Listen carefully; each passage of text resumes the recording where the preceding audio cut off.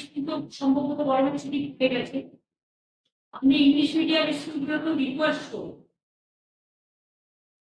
এর জন্য আমরা লিখিত কোনো গাইডলাইন পাঠাচ্ছি না,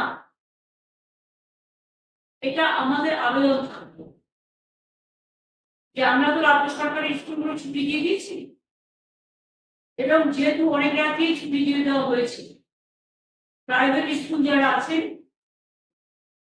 তারাও যদি দয়া করে অনুগ্রহ করে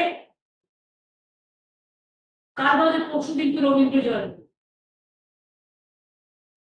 আপনারা আপনাদের ছুটিটা রবীন্দ্র জয়ন্তীর দিক থেকে দিই করলে ভালো পায়।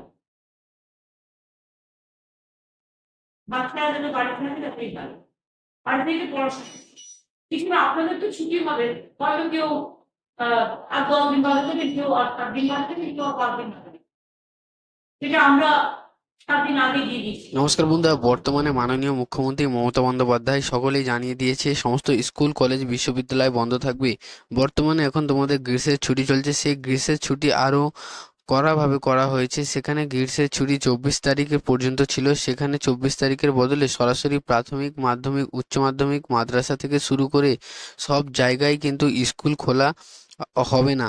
জুন থেকে, অর্থাৎ 2রা জুন এর আগে পর্যন্ত সমস্ত স্কুল বন্ধ থাকবে। এতদিন পর্যন্ত যখন স্কুল বন্ধ ছিল আর কিছুদিন কিন্তু স্কুল বন্ধ থাকবে, এবং পরিস্থিতি অনুযায়ী কিন্তু স্কুল বন্ধের দিন বাড়তেও পারে, সেটা এখন থেকে কিন্তু বলা যাচ্ছে না।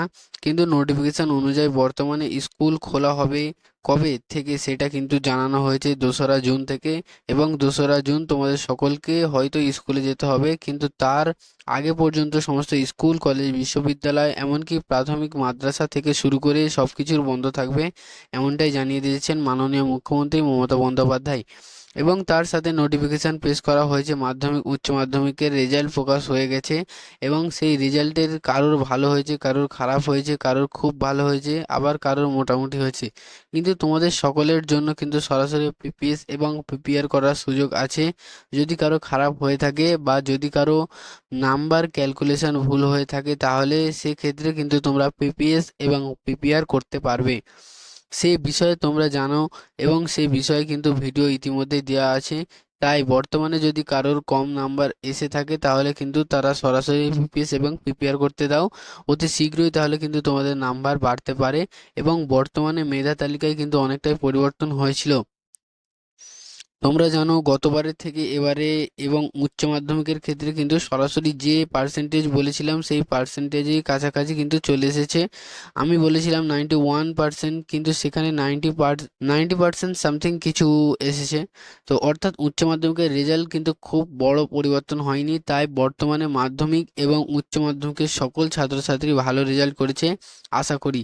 সেই জন্য বর্তমানে যাদের যাদের কম নাম্বার এসেছে তারা কিন্তু পিপিএস এবং পিপিআর অতি অবশ্যই করতে দাও তাড়াতাড়ি। তারপরেই কিন্তু তোমরা সকলেই তোমাদের নতুন রেজাল্ট হাতে পাবে, এবং তোমরা পরবর্তীকালে নতুন স্কুল এবং নতুন কলেজে ভর্তি হওয়ার সময় কোনো অসুবিধা ফেস করবে না। এই ছিল একটা ছোট্ট ইনফরমেশন তোমাদের সকলের জন্য। যদি তোমাদের ভিডিওটা ভালো লেগে থাকে তাহলে লাইক করো, শেয়ার করো, এবং অবশ্যই সাবস্ক্রাইব করো।